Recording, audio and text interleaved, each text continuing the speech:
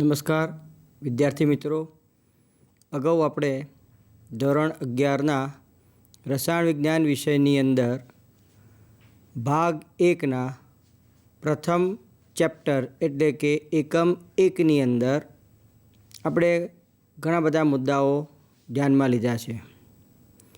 અગાઉના લેક્ચરની અંદર આ એકમ આપણે પૂર્ણ કર્યું હતું. ફરી એકવાર આ એકમને અનુલક્ષીને જે મહત્ત્વના મુદ્દાઓ કે જે આગળના અભ્યાસક્રમ માટે જરૂરી છે તેમજ આપણા સમગ્ર રસાયણ વિજ્ઞાનની અંદર પાયાના મુદ્દા તરીકે ઓળખાય છે એ બાબતોને આપણે ખાસ ધ્યાનમાં લઈ લઈએ છીએ. અને આપણા સ્વાધ્યાયની અંદર જે કંઈ પણ એવા ટિપિકલ પ્રશ્નો આપવામાં આવેલા છે એની આપણે થોડી ઘણી ચર્ચા કરી. મિત્રો, આગળ આ એકમની અંદર શરૂઆતથી આપણે જોઈએ તો રસાયણ વિજ્ઞાન એટલે શું, તેનું મહત્ત્વ શું છે, ત્યારબાદ દ્રવ્ય, એનું ભૌતિક વિજ્ઞાન અને રસાયણ વિજ્ઞાનને આધારે આપણે વર્ગીકરણ જોઈ ગયા છીએ. સાથે સાથે મુખ્યત્વે વાત કરીએ તો રસાયણ વિજ્ઞાનની અંદર જ્યારે આપણે દ્રવ્યને બે ભાગમાં એટલે કે શુદ્ધ દ્રવ્ય અને મિશ્રણની અંદર વિભાજિત કરીએ છીએ તો એનું વર્ગીકરણ આપણે જે મુદ્દાઓ દ્વારા જોઈ ગયા છે એ મુદ્દાની અંદર એક બીજી મહત્ત્વની બાબત આપણે અહીંયા આગળ જોઈ લઈએ અને તે છે તત્વ. તત્વ એટલે આપણે આગળ જોઈ ગયા છે તે મુજબ એક જ પ્રકારના પરમાણુના બનેલા દ્રવ્યને, શુદ્ધ દ્રવ્યને આપણે તત્વ કહીએ છીએ. આ તત્વનું મુખ્ય 3 ભાગમાં વર્ગીકરણ કરી શકાય. એક ધાતુ તત્વો, બીજું અધાતુ તત્વો અને ત્રીજું અર્ધધાતુ તત્વો. આ ઉપરાંત તત્વોનું વર્ગીકરણ આવર્ત કોષ્ટકને આધારે 18 સમૂહ અને 7 આવર્તમાં આપણે કરી શકીએ છીએ. તેમજ આવર્ત કોષ્ટકને આધારે તત્વોનું વર્ગીકરણ S, P, D અને F વિભાગના તત્વો તરીકે પણ કરી શકાય છે. આનો ઉલ્લેખ 3જા એકમની અંદર આવશે. ધાતુ, અધાતુ, અર્ધધાતુઓ કોને કહેવાય એ પણ તમે અગાઉ ભણી ચૂક્યા છો, એનો વિસ્તૃત અભ્યાસ પણ આવશે સાથે સાથે. આ ઉપરાંત જ્યારે આપણે આપણા જ આ એકમની અંદર આગળ વધ્યા ત્યારે માપનની વાત કરી હતી.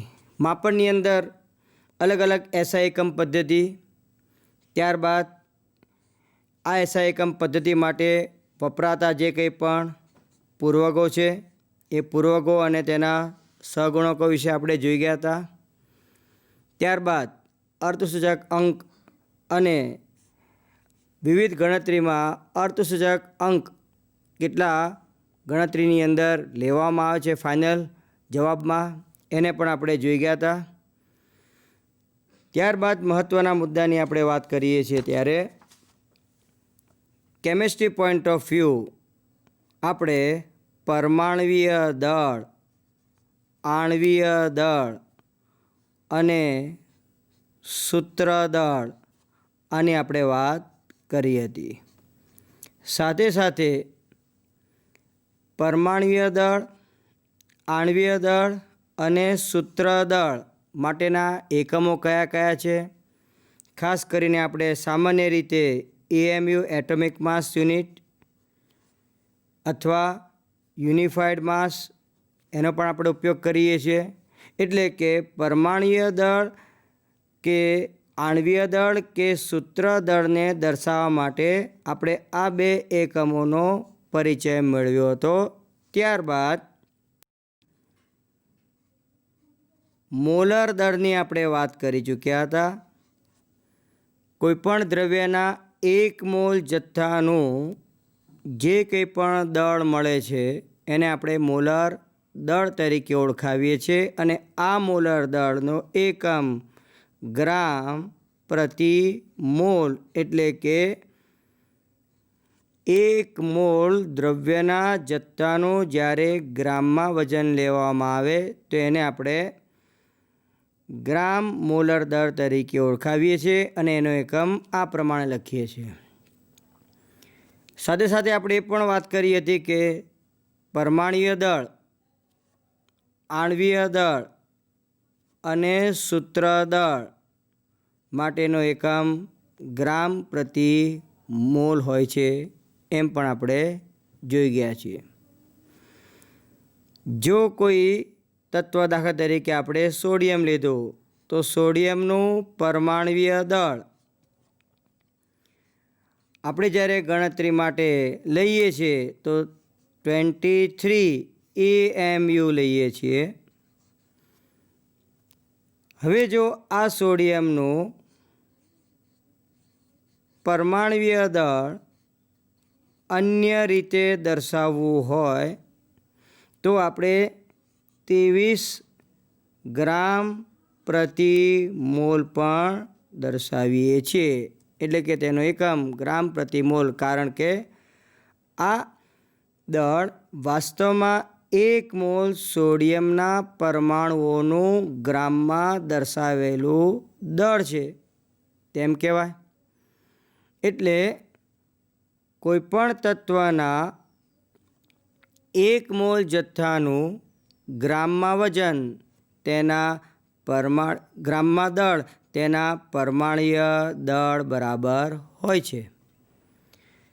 સાથે સાથે અહીં એમ પણ કહી શકાય કે 23 ગ્રામ સોડિયમ દળ ધરાવતો જથ્થો એટલે સોડિયમનો 1 મોલ જથ્થો લીધો છે તેમ કહેવાય.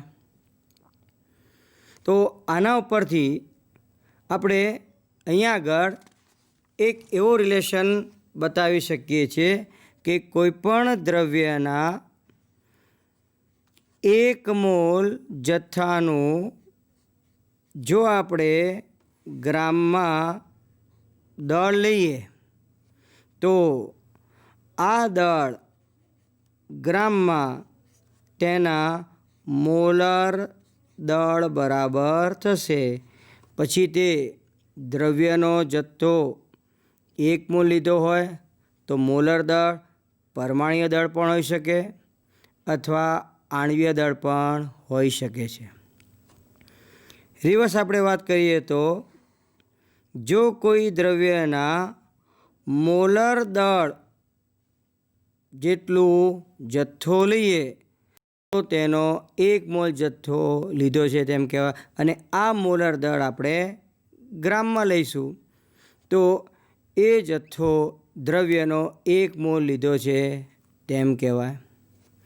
સાથે સાથે આપણે એ પણ જોઈ ગયા છીએ કે કોઈપણ દ્રવ્યના 1 મોલ જથ્થામાં તેના ઘટક કણની સંખ્યા 6.022 into 1023 હોય છે.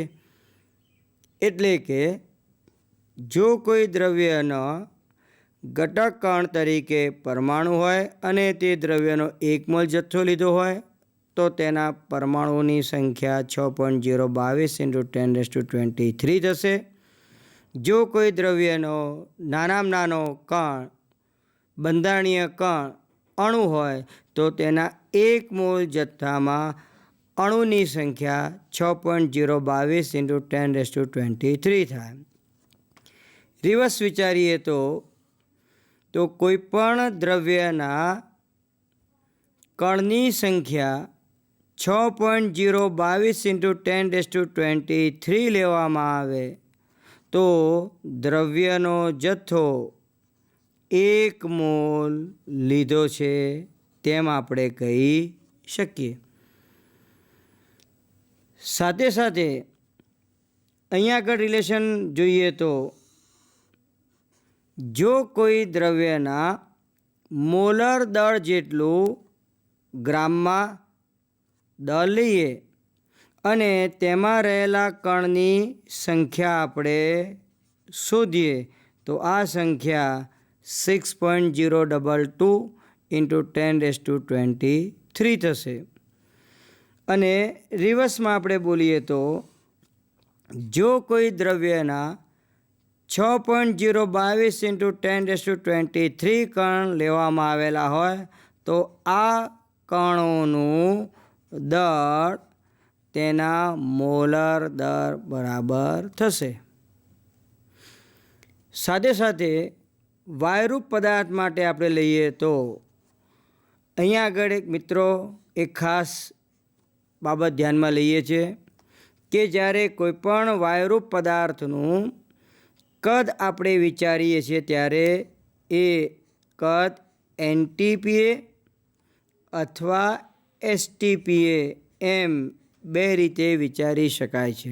સ્ટાન્ડર્ડ ટેમ્પરેચર એન્ડ પ્રેશર આવું જ્યારે બોલીએ છીએ ત્યારે સ્ટાન્ડર્ડ ટેમ્પરેચર 0 ડિગ્રી સેલ્સિયસ એટલે કે 273 કેલ્વિન લેવાય છે અને સ્ટાન્ડર્ડ પ્રેશર એ 1 બાર લેવામાં આવે છે. નોર્મલ ટેમ્પરેચર એન્ડ પ્રેશર જ્યારે બોલીએ તો એને NTP કહેવાય. નોર્મલ ટેમ્પરેચર 0 ડિગ્રી સેલ્સિયસ એટલે કે 273 કેલ્વિન અને પ્રેશર 1 વાતાવરણ તરીકે લેવાય છે. તો કોઈપણ વાયુરૂપ પદાર્થનું જ્યારે આપણે STPA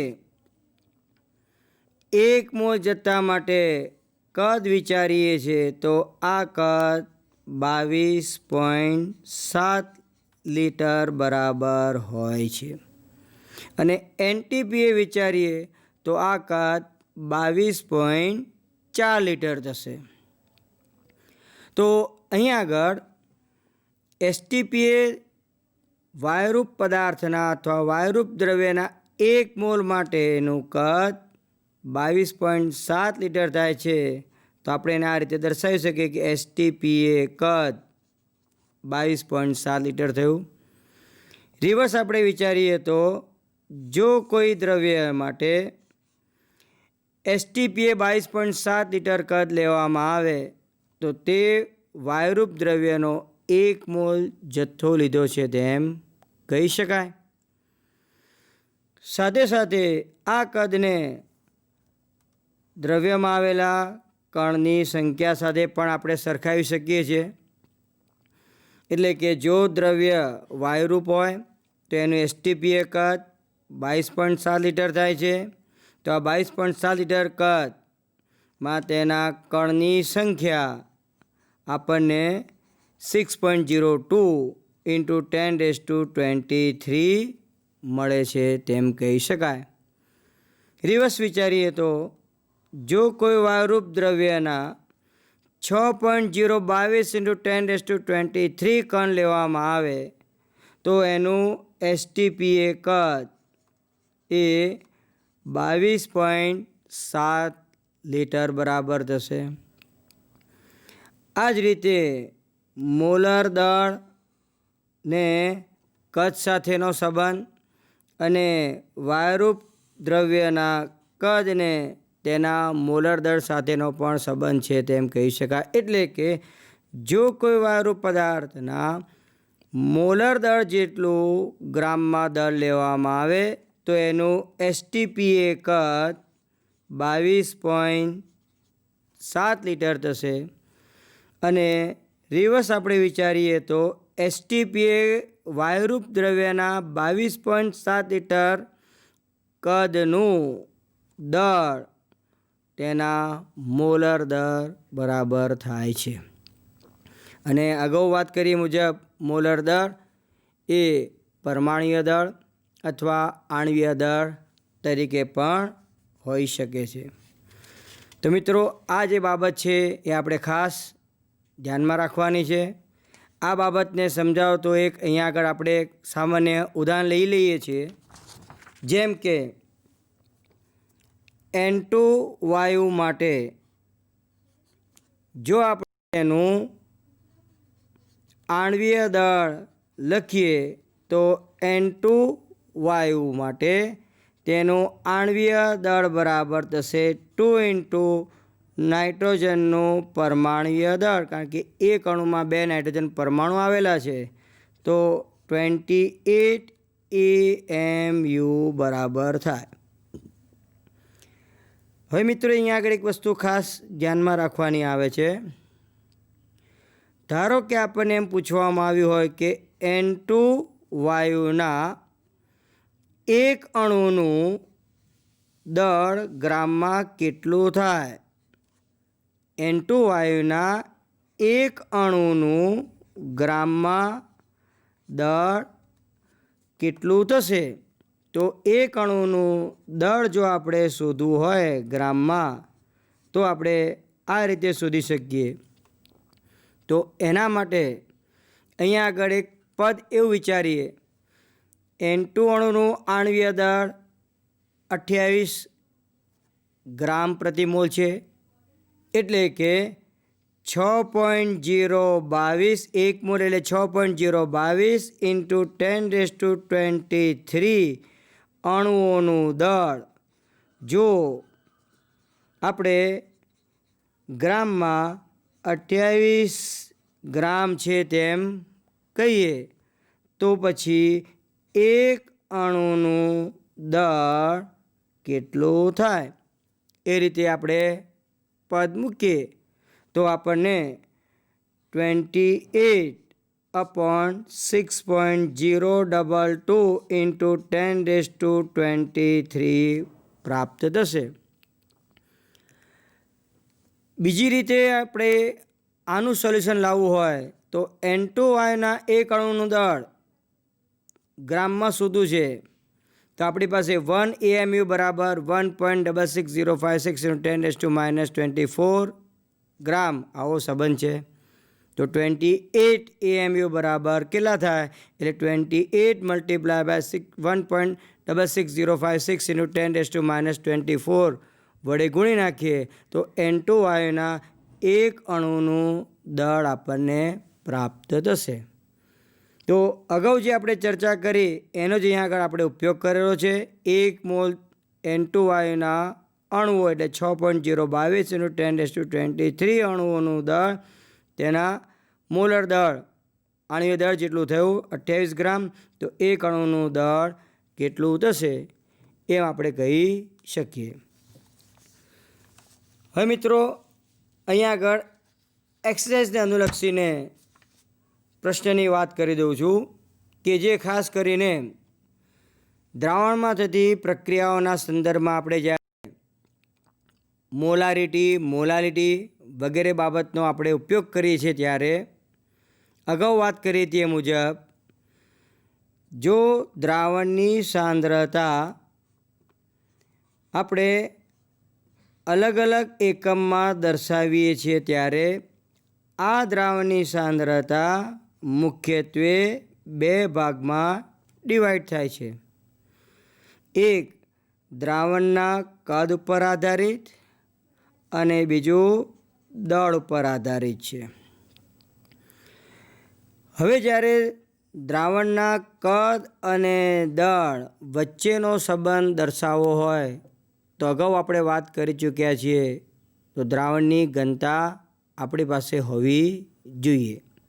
તો આવો એક એક્ઝામ્પલ અહીંયા આગળ લખેલો છે. નાઇટ્રિક એસિડના દ્રાવણની ઘનતા 1.41 ગ્રામ પ્રતિ મિલીલીટર આપેલી છે. તો તેવા દ્રાવણ માટે સાંદ્રતા મોલ પ્રતિ લીટર એકમમાં શોધવી છે.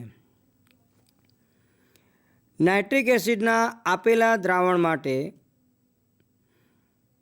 નાઇટ્રિક એસિડનું દળ ટકામાં પ્રમાણ 69% છે. એનો અર્થ એવો થયો કે 100 ગ્રામ દ્રાવણમાં 69% એટલે કે 69 ગ્રામ દળ નાઇટ્રિક એસિડનું હાજર છે. હવે મિત્રો અહીંયા આગળ જોઈએ તો નાઇટ્રિક એસિડનું મોલર દળ 63 ગ્રામ પ્રતિ મોલ આપણને મળે છે.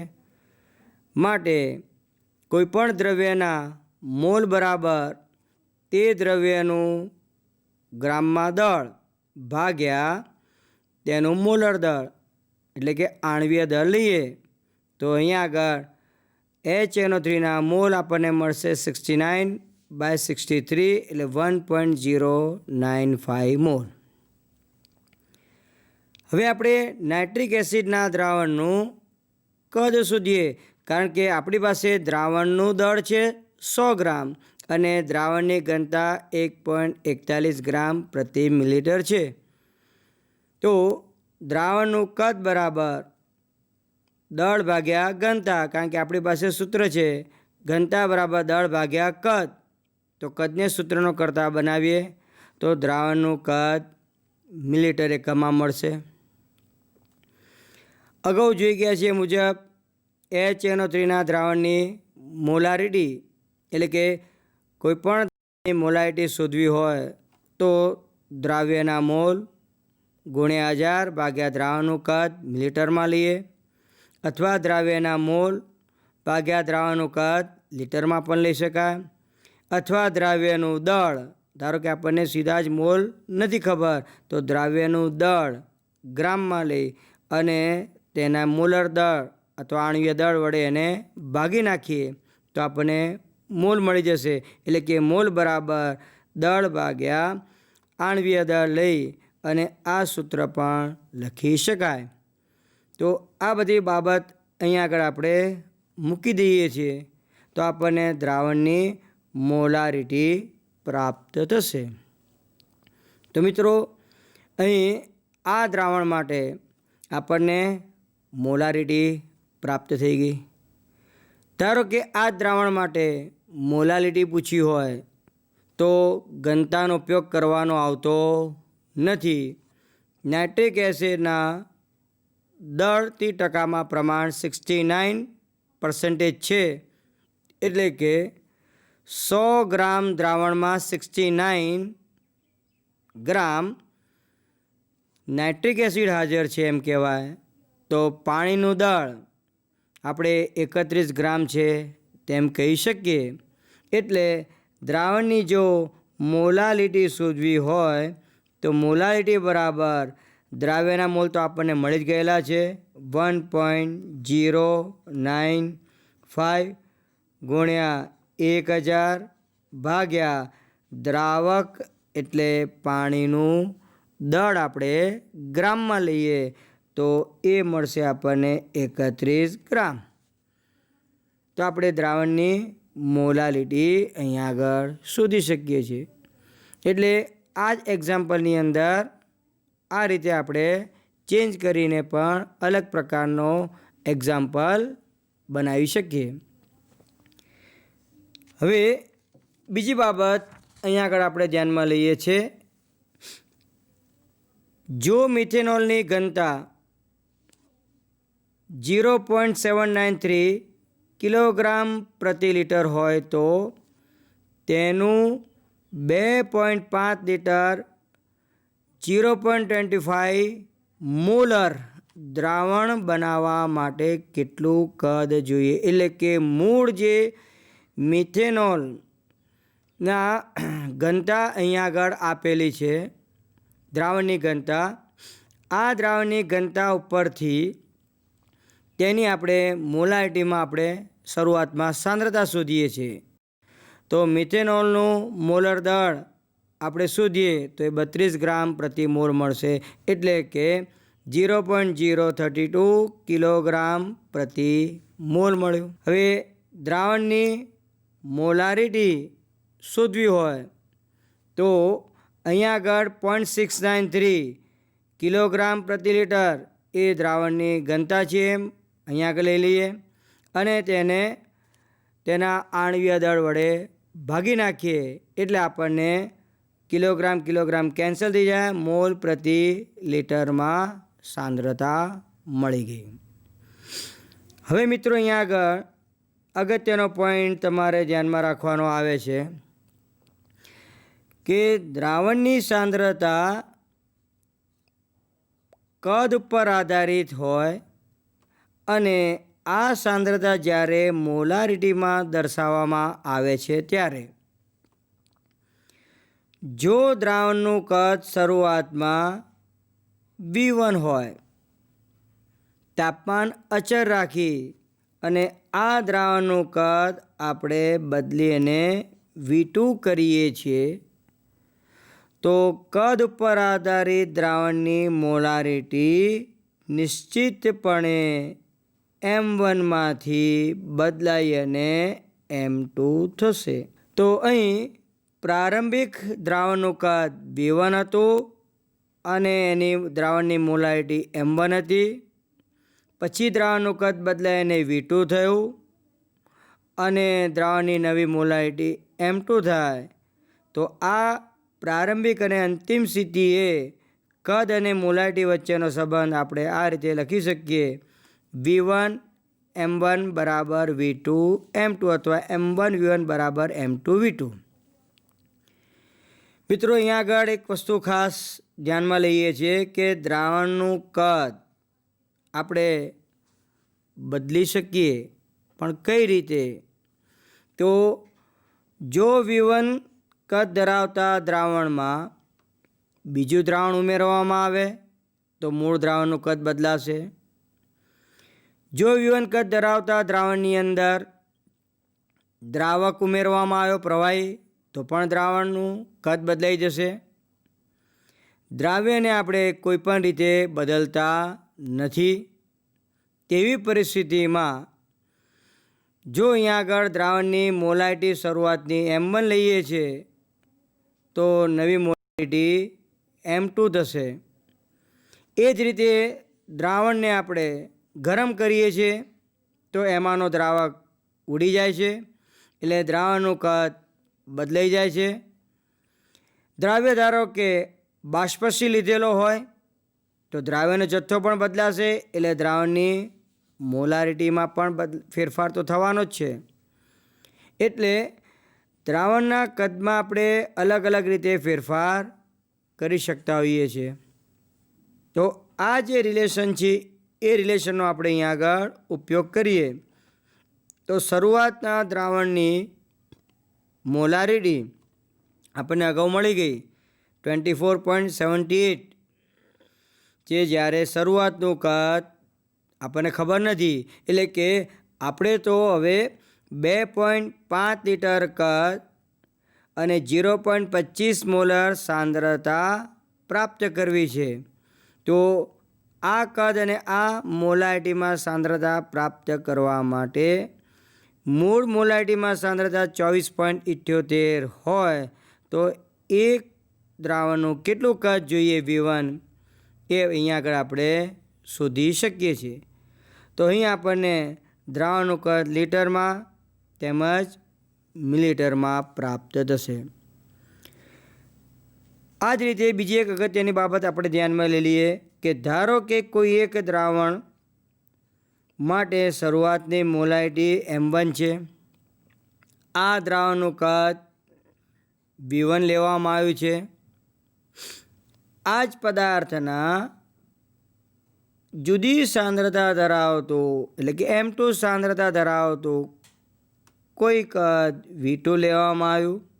એટલે કે એક જ પદાર્થના બે જુદી જુદી સાંદ્રતા ધરાવતા અને કદ ધરાવતા દ્રાવણોને મિશ્ર કરવામાં આવે તો બનતા મિશ્ર દ્રાવણની મોલારિટી M3 શોધવી હોય તો M1 V1 plus M2 V2 upon V1 plus V2 સૂત્ર ઉપરથી આપણે શોધી શકીએ છીએ.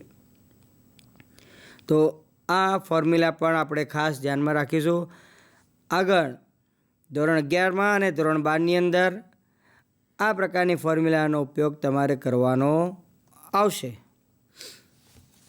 હવે એક અન્ય પ્રશ્નની અંદર આપણે ચર્ચા કરીએ તો સ્ટોઇકિયોમેટ્રિક કેલ્ક્યુલેશનની અંદર આપણે સીમિત પ્રક્રિયકનો ઉલ્લેખ કર્યો હતો. એ સીમિત પ્રક્રિયકના સંદર્ભમાં અહીં એક પ્રશ્ન દર્શાવવામાં આવ્યો છે, જે મુજબ પ્રક્રિયક એ ના 1 મોલ સાથે પ્રક્રિયક B2ના 1 મોલની પ્રક્રિયાથી 1 મોલ AB2 પ્રાપ્ત થાય છે. 1 મોલ B2ના 1 મોલ સાથે પ્રક્રિયા કરે છે, નિપજ પણ 1 મોલ પ્રાપ્ત થાય છે. એટલે કે પ્રક્રિયકો અને નિપજોના તત્વ યુગ્મિતીય સહગુણાંક 1, 1 અને 1 છે. એટલે આ પ્રક્રિયા માટે પ્રક્રિયકો નિપજોનો માટે તત્વ યુગ્મિતીય સહગુણકોનો સંબંધ 1:1:1 છે તેમ કહી શકાય. તો મિત્રો અહીં આપણે જોઈએ છીએ જ્યારે એ પ્રક્રિયકના 300 પરમાણુ સાથે બીના 200 અણુ પ્રક્રિયામાં ભાગ લે છે તો તત્વયુગ્મિતીય સંબંધ અહીંયા આગળ 1:1નો છે. એટલે આના એક કણ સાથે પ્રક્રિયા કરે છે તો અહીં એના 300 પરમાણુ આપેલા છે અને બીના 200 અણુ, એટલે કે એના કણની સંખ્યા 300, બીના કણની સંખ્યા 200 છે. એટલે સૌથી ઓછી સંખ્યા બીના અણુઓની છે અથવા બીના કણની છે. તો આ પ્રક્રિયા માટે દ્રવ્ય બી જે છે અથવા પ્રક્રિયક બી જે છે એનો ઓછા કણ આપેલા છે, એટલે એનો જથ્થો ઓછો છે, એટલે સીમિત પ્રક્રિયક બી બનશે. જ્યારે એના 300માંથી 200 પરમાણુ પ્રક્રિયામાં વપરાઈ જશે, જ્યારે 100 પરમાણુઓ પ્રક્રિયા કર્યા વગર બાકી રહેશે.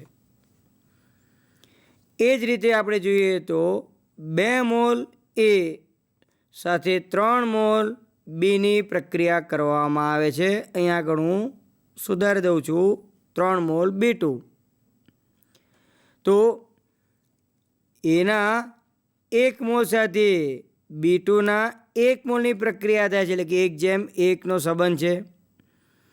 તો પછી સૌથી ઓછા મોલ એના 2 મોલ, B2ના પણ 2 મોલ સાથે પ્રક્રિયા કરશે, એટલે 1 મોલ B2 પ્રક્રિયા કર્યા વગર બાકી રહેશે.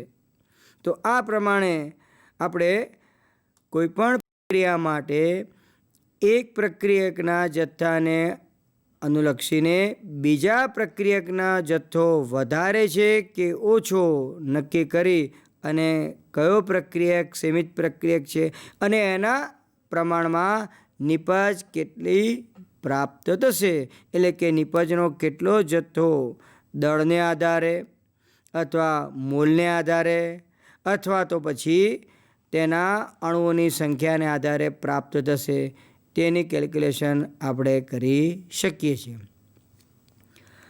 અન્ય એક ગણતરીવાળો પ્રશ્ન આપણે ધ્યાનમાં લઈએ કે જેની અંદર અલગ અલગ પ્રકારના કોન્સેપ્ટનો ઉપયોગ થાય છે. એક વેલ્ડિંગ કરવાના બળતણ વાયુમાં કાર્બન અને હાઇડ્રોજન આ 2 તત્વો આવેલા છે એમ કહેવામાં આવેલું છે. તે વાયુના થોડા પ્રમાણને ઓક્સિજનની હાજરીમાં બાળવામાં આવે છે તો 3.38 ગ્રામ કાર્બન ડાયોક્સાઇડ અને 0.690 ગ્રામ પાણી પ્રાપ્ત થાય છે. આ સિવાય બીજી કોઈ નિપજ પ્રાપ્ત થતી નથી. આ વેલ્ડિંગ વાયુનું 10.0 લીટર કદ STPA 11.6 ગ્રામ વજન દર્શાવે છે. તો તેનું પ્રમાણસૂચક સૂત્ર, એટલે કે વેલ્ડિંગ માટે વપરાતા બળતણ વાયુનું પ્રમાણસૂચક સૂત્ર, તેનું મોલર દળ અને આણ્વીય સૂત્ર શોધવાના છે. તો મિત્રો અહીં જે કોઈ પણ વાયુ આપવામાં આવે છે કે જેમાં કાર્બન અને હાઇડ્રોજન આ 2 જ વાયુઓ રહેલા છે, તો આ હાઇડ્રોકાર્બન વાયુ માટે જ્યારે દહન કરવામાં આવે છે ત્યારે કાર્બન ડાયોક્સાઇડ 3.38 ગ્રામ પ્રાપ્ત થયો. તો મિત્રો અહીં આપણે કેલ્ક્યુલેશન ધ્યાનમાં લઈએ છીએ તો CO2નું આણ્વીય દળ આપણે 44 ગ્રામ પ્રતિ મોલ લઈએ છીએ. તેમ કહેવાય કે 44 ગ્રામ કાર્બન ડાયોક્સાઇડમાં કાર્બનનું દળ 12 ગ્રામ છે. તો અહીં આપેલા 3.38 ગ્રામ કાર્બન ડાયોક્સાઇડમાં કાર્બનનું દળ કેટલું? એટલે 3.38 ગ્રામ કાર્બન ડાયોક્સાઇડમાં કાર્બનનું દળ શોધી શકાય. એ જ રીતે H2O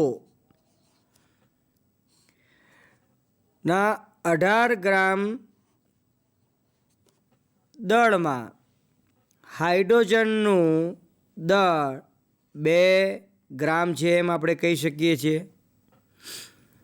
માટે અહીં આપેલા એક્ઝામ્પલ મુજબ 0.690 ગ્રામ પાણી એટલે કે H2Oમાં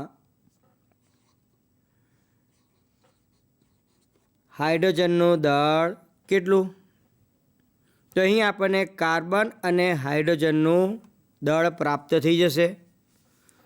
હવે આ કાર્બન અને હાઇડ્રોજનના દળ અનુક્રમે આપણને કેલ્ક્યુલેશન કરતાં આ રીતે એટલે કે આ સંખ્યામાં પ્રાપ્ત થશે. 0.9218 ગ્રામ અને હાઇડ્રોજનનું દળ આપણને પ્રાપ્ત થશે એ મળશે 0.0767 ગ્રામ. માટે કાર્બન અને હાઇડ્રોજનનું કુલ દળ ધરાવતા સંયોજનનું અથવા તો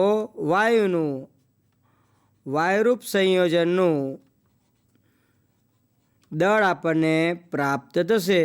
તો આ દળ આપણને આ બેના સરવાળા બરાબર એટલે કે 0.9985 ગ્રામ પ્રાપ્ત થાય.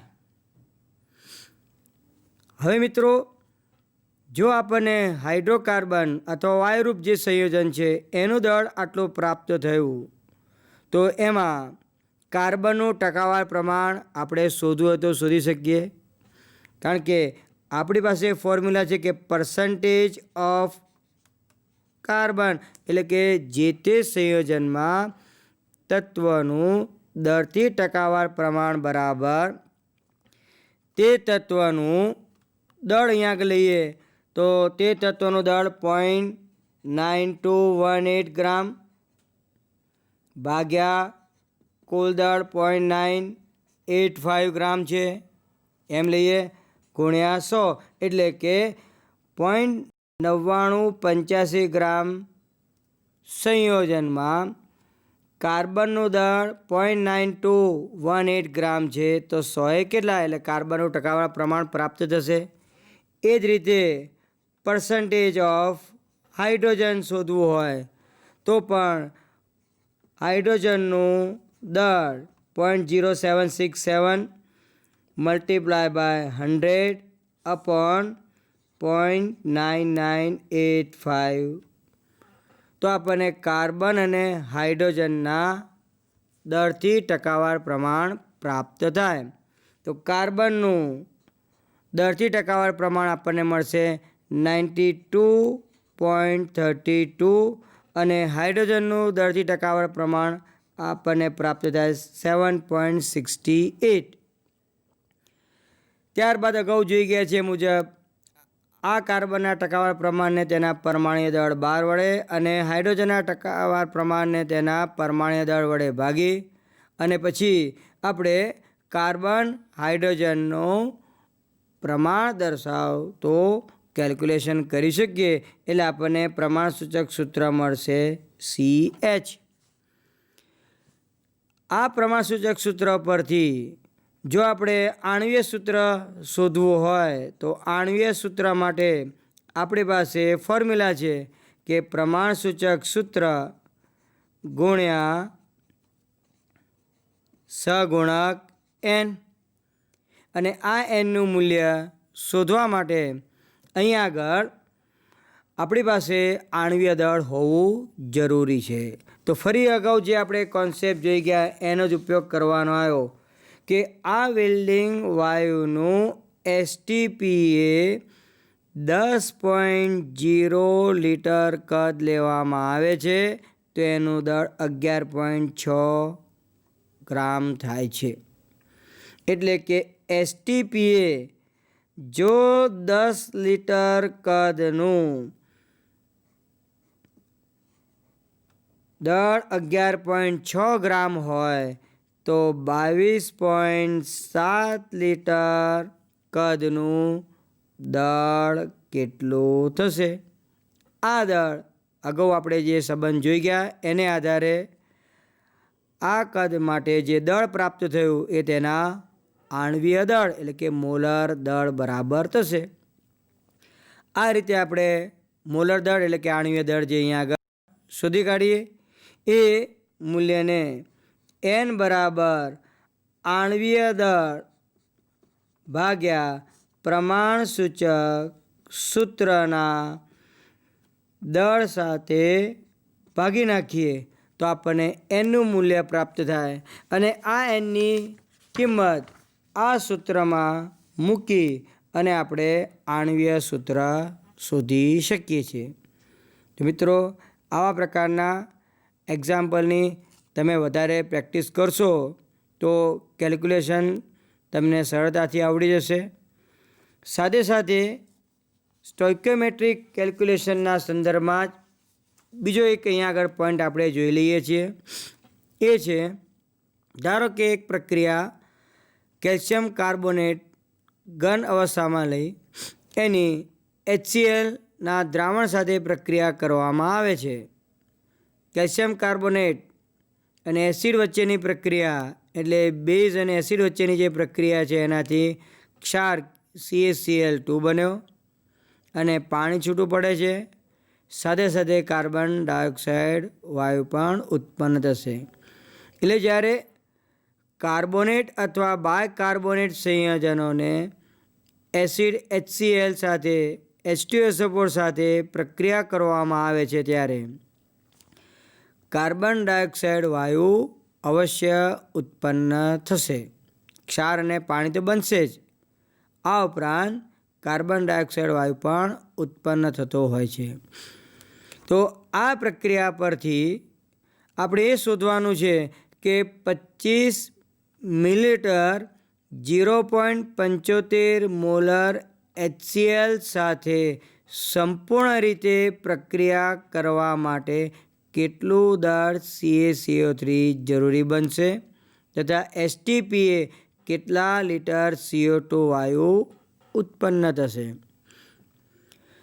તો મિત્રો, અહીં HCl અને CaCO3 વચ્ચે જે પ્રક્રિયા થાય છે એ પ્રક્રિયા પહેલાં તો આપણે જોઈ લઈએ સંતુલિત છે કે નહીં. જો આ સંતુલિત પ્રક્રિયા છે એવું આપણે જોઈએ છીએ તો સ્ટોઇકિયોમેટ્રીના નિયમ અનુસાર પ્રક્રિયકો વચ્ચે કેટલા મોલના પ્રમાણમાં પ્રક્રિયા થાય છે, પ્રક્રિયકો વચ્ચે દળની દ્રષ્ટિએ કેટલા પ્રમાણમાં પ્રક્રિયા થાય છે, પ્રક્રિયકો વચ્ચે અણુની સંખ્યાને આધારે કેટલા પ્રમાણમાં પ્રક્રિયા થાય છે, સાથે સાથે પ્રક્રિયકો પરસ્પર એક પ્રક્રિયકનું દળ આપેલું હોય તો બીજા પ્રક્રિયકનો મોલ જથ્થો અથવા અણુની સંખ્યા અથવા જો તે પ્રક્રિયક વાયુ સ્વરૂપમાં હોય તો તેનું કદ કેટલું પ્રક્રિયામાં ભાગ લે છે STPએ તેનું પણ આપણે કેલ્ક્યુલેશન કરી શકીએ છીએ. તો અહીં સૌ પ્રથમ આપણે જોઈએ તો HClના દ્રાવણમાં HClનું દળ કેટલું છે એ આપણે કેલ્ક્યુલેટ કરી નાખીએ. તો આપણી પાસે દ્રાવણનું કદ છે અને દ્રાવણની મોલારિટીમાં સાંદ્રતા છે. આપણી પાસે ફોર્મ્યુલા છે કે દ્રાવણની મોલારિટી બરાબર દ્રાવ્યનું દળ ગુણ્યા 1000 ભાગ્યા દ્રાવ્યનું આણ્વીય દળ અથવા મોલર દળ ગુણ્યા દ્રાવણનું કદ મિલીલીટરમાં. તો HClનું દળ જે આપણે શોધવું છે તો દળ બરાબર દ્રાવણની મોલારિટી ગુણ્યા દ્રાવ્યનું આણ્વીય દળ ગુણ્યા દ્રાવણનું કદ મિલીલીટરમાં લઈએ ભાગ્યા 1000 લઈએ તો આપણને HClનું દળ પ્રાપ્ત થશે. તો મિત્રો અહીં HClનું જે દળ પ્રાપ્ત થાય છે એ દળ આપણને કેલ્ક્યુલેશન કરતાં 0.6844 ગ્રામ પ્રાપ્ત થશે. હવે મૂળ પ્રક્રિયા લઈએ છીએ. CaCO3 plus 2 mol of HCl gives CaCl2 plus CO2 plus H2O. હવે જો કેલ્શિયમ કાર્બોનેટનો 1 મોલ જથ્થો પ્રક્રિયામાં ભાગ લે છે તો 1 મોલ જથ્થાનું દળ તેના મોલર દર બરાબર થાય એટલે કે 100 ગ્રામ.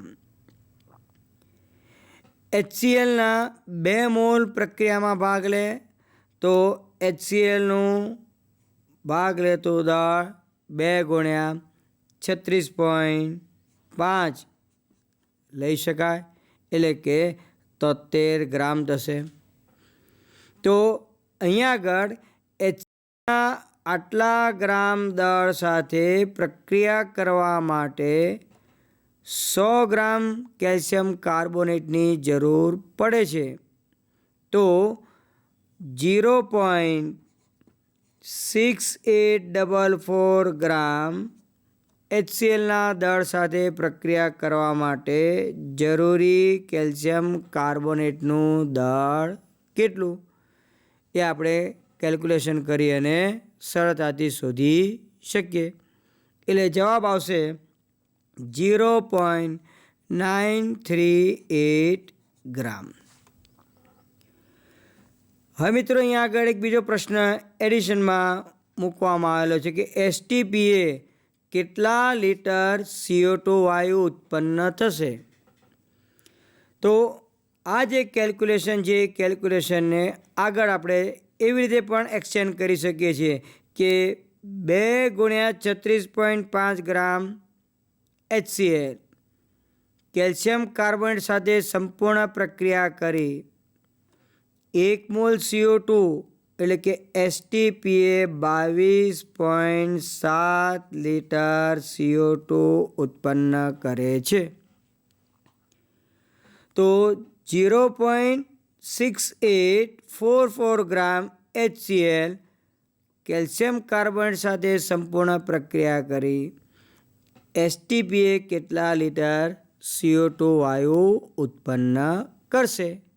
તો આ પ્રમાણેનું કેલ્ક્યુલેશન અહીંયા આગળ કરી અને CO2 વાયુનું કદ શોધી શકીએ છીએ.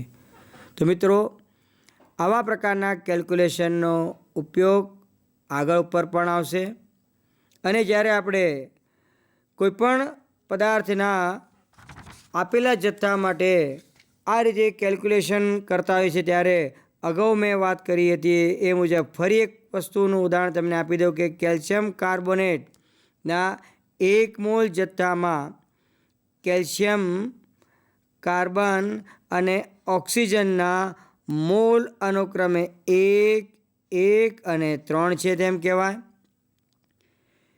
કેલ્શિયમનું દળ 1 મોલ જથ્થા માટે તેના પરમાણુય દળ જેટલું થાય એટલે કે 40 ગ્રામ થશે.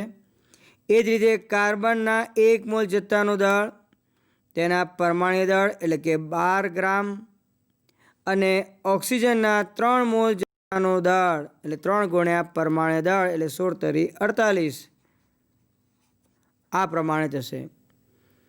એ જ રીતે કેલ્શિયમના પરમાણુની સંખ્યા એવોગેડ્રોન એટલે કે 6.022 × 1023 થાય. કાર્બનના પરમાણુની સંખ્યા પણ એવોગેડ્રોન જેટલી થશે અને ઓક્સિજનના પરમાણુની સંખ્યા અહીંયા આગળ 3 × Na બરાબર થાય.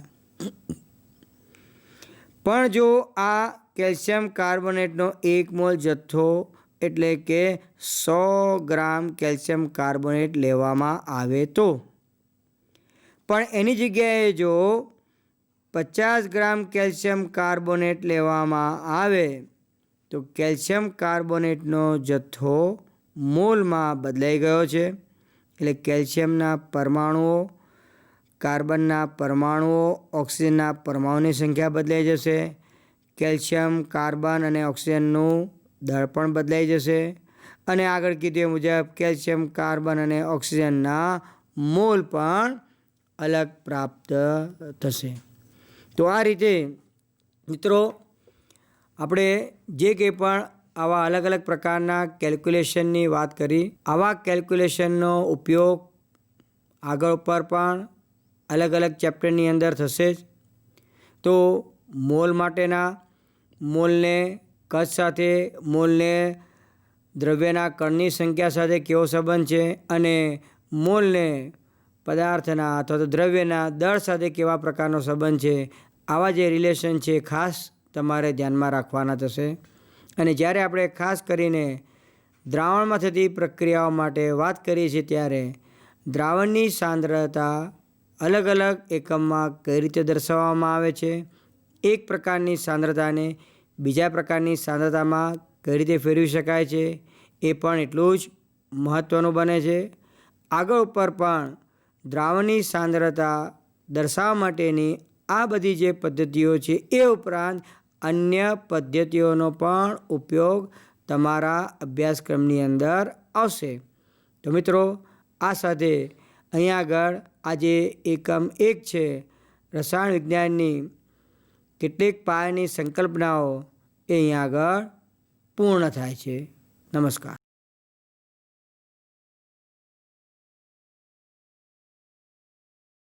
21મી સદી આપણને કારકિર્દીની અનંત તક આપે છે. જે વિદ્યાર્થીઓ 10મા ધોરણ પછી શું કરવું, કઈ કારકિર્દી પસંદ કરવી એવી મૂંઝવણમાં હોય, તેઓ પોતાના રુચિની ક્ષમતાના આધારે ઘણા બધા ક્ષેત્રમાં કારકિર્દી બનાવી શકે છે. આવું એક ક્ષેત્ર છે કૃષિ. ચાલો જાણીએ આ ક્ષેત્ર વિશે અને આ ક્ષેત્રમાં કારકિર્દીની વિવિધ તક વિશે. કૃષિ એ ભારતીય અર્થતંત્રમાં સૌથી મહત્વપૂર્ણ ક્ષેત્ર છે. એટલે જ આજના સાયન્સ અને ટેકનોલોજીના યુગમાં કૃષિ તરફના આધુનિક અભિગમને અપનાવવો જરૂરી છે. સતત સંશોધન અને નવીનતાઓએ આ ક્ષેત્રે અસંખ્ય કારકિર્દીની તક ખોલી છે, જેમ કે બાગાયત, પુષ્પ વિકાસ, ફિશરી, ફોરેસ્ટ્રી, કૃષિ બાયોટેકનોલોજી, પશુપાલન વગેરે. 10મા ધોરણ પછી કૃષિમાં અભ્યાસ કરવા કૃષિમાં ડિપ્લોમા અથવા ઉચ્ચતર માધ્યમિક પ્રમાણપત્ર કોર્સ ઉપલબ્ધ છે. ડિપ્લોમા પૂર્ણ કર્યા પછી ઓર્ગેનિક ફાર્મિંગ, ડેરી ફાર્મિંગ, મરઘા ઉછેર, ફૂલની ખેતી વગેરે જેવા કૃષિ આધારિત ક્ષેત્રોમાં નાના પાયે વ્યવસાય શરૂ કરવા માટે ઘણી તક છે. અને આટલી જ તક રહેલી છે પ્રોસેસ્ડ એગ્રો પ્રોડક્ટ્સ એટલે કે પ્રક્રિયા કરેલ ખેત પેદાશોના વેચાણ અને માર્કેટિંગમાં. કૃષિ ક્ષેત્રના ઊંડાણથી અભ્યાસમાં રુચિ ધરાવતા વિદ્યાર્થીઓ માટે 12મા ધોરણ પછી ઉચ્ચ શિક્ષણ માટેની ઘણી તક હોય છે. કૃષિ સંશોધનમાં તક શોધવા માટે તેમજ કૃષિ આધારિત ઉદ્યોગોમાં રોજગાર મેળવવા માટે સાયન્સ અથવા કૃષિ પ્રવાહમાં 11મું અને 12મું પૂર્ણ કર્યા પછી વિદ્યાર્થીઓએ બાગાયત, ફિશરી, ફોરેસ્ટ્રી અને બીજ ટેકનોલોજી જેવા વિષયો સાથે બીએસસી કરી શકે છે. યાદ રાખજો કે બીએસસી કૃષિ માટે ગણિત એ ફરજિયાત વિષય છે અને તેના માટે વિદ્યાર્થીઓને તૈયાર રહેવું. ગુજરાતમાં 4 કૃષિ યુનિવર્સિટીઓ છે. વિજ્ઞાન અથવા કૃષિ પ્રવાહમાં 12મું પૂર્ણ કર્યા બાદ વિદ્યાર્થીઓ બીઈ અથવા બીટેક કોર્સને પસંદ કરીને કૃષિ એન્જિનિયરિંગ પણ કરી શકે છે. આ અભ્યાસક્રમો ખેતીમાં જરૂરી વિવિધ મશીનો અને સાધનોના ઉત્પાદન, મરામત અને જાળવણી પર કેન્દ્રિત છે. નાના કદના ટીલર્સ અથવા ટ્રેક્ટર્સ, લણણી અથવા મિલિંગના મશીનો આ બધામાં એગ્રો એન્જિનિયરિંગ અભ્યાસ કામ લાગે છે. વધુમાં આજે માનવ બળની અછતને લીધે આ મશીનરી નાના ગામોમાં વ્યાપકપણે ઉપયોગમાં લેવાય છે. આમ આજે એક સમૃદ્ધ વ્યવસાય બનવાની સંભાવના કૃષિમાં છે. કૃષિમાં કારકિર્દી બનાવવા માટે પ્રકૃતિ અને પર્યાવરણ પ્રત્યે ઊંડો પ્રેમ અને આદર હોવો જરૂરી છે. કૃષિમાં કારકિર્દી ઘણીવાર ઓછી મોહક અને વધુ શ્રમવાળી હોવાનું માનવામાં આવે છે. જો કે આજના યુગમાં યોગ્ય શિક્ષણ અને આધુનિક ટેકનોલોજી અપનાવવાથી આ ક્ષેત્ર ઘણી વૈવિધ્યસભર કારકિર્દીની તક આપી શકે છે. આ ક્ષેત્રમાં ઉપલબ્ધ રુચિ, ક્ષમતા અને અસંખ્ય તકના આધારે તમારા સપનાની કારકિર્દી પસંદ કરવાનું શક્ય છે.